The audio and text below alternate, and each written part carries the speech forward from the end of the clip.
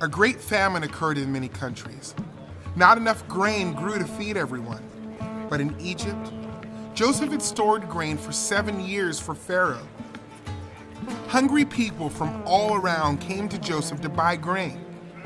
Joseph's father, Jacob, sent his 10 older sons to Egypt to buy grain. Jacob kept his youngest son, Benjamin, at home. He didn't want anything to happen to Benjamin. When the 10 brothers arrived in Egypt, they had to talk to Joseph about buying grain. Joseph was in charge of who received food, so the brothers came to him and bowed down. Joseph recognized them, but they did not recognize Joseph.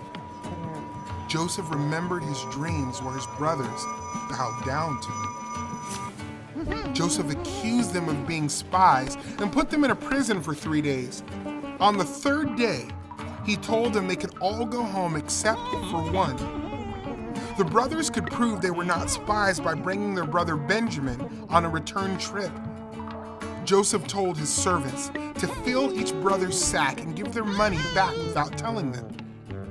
When they discovered the money, they were afraid of being accused of stealing it. They told their father everything.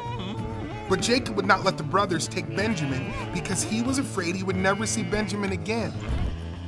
However, when all the grain was gone, Jacob asked the sons to return. Judah promised they would not return without Benjamin. Jacob agreed and told them to take enough money to pay for the grain they received the last visit to. They also took a special gift for Joseph. When Joseph saw the brothers arrive with Benjamin, he invited them to his home for lunch. They offered to return the money from last time, but a servant assured them they did not owe anything.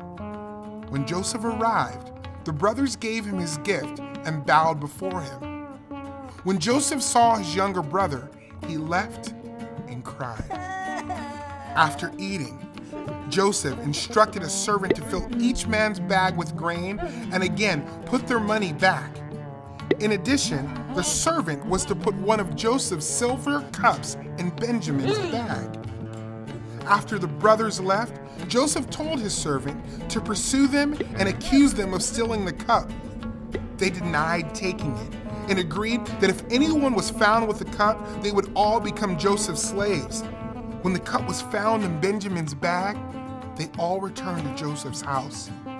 Joseph told the brothers that only Benjamin would be kept as a slave. Judah pleaded with Joseph. He offered to stay instead. Joseph was overcome with emotion and sent away all of his attendants. He told his brothers who he was. They didn't respond because they were scared Joseph would want revenge. Joseph assured them, "God sent me ahead of you to establish you as a remnant within the land and to keep you alive by great deliverance. Therefore, it was not you who sent me here, but God." Joseph told his brothers to go home and gather all their family and belongings and come back to Egypt, where they would live free from the famine. Joseph sent supplies for the return trip and gifts for Jacob. When the brothers returned and explained to Jacob what had happened, he was stunned and didn't believe them until he saw all the supplies they came back with. Jacob was happy and excited to see Joseph. On the way, Jacob had a vision, and God spoke to him. "I am God, the God of your father. Do not be afraid to go down to Egypt, for I will make you into a great nation there. I will go down with you to Egypt, and I will also bring you back." All of Jacob's family, from sons to great-grandsons, headed to Egypt. Joseph met his father, and they hugged and wept. The family was blessed in Egypt, but Jacob got older and died. Joseph's brothers were worried that he would finally have revenge on them. So they told him that Jacob had asked that he forgive his brothers for their sin. Joseph responded, "Don't be afraid. Am I in the place of God? You planned evil against me. God planned it for good to bring about the present result, the survival of many people. Joseph comforted them and spoke kindly to them.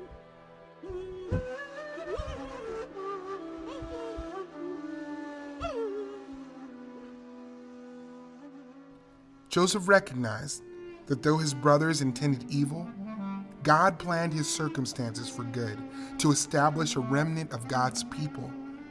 Genesis 45:7. Likewise, though those who crucified Jesus intended it for evil, God's plan for the sacrifice of his Son was for the good of all people. Through Jesus' death on the cross, God again saved a remnant of people.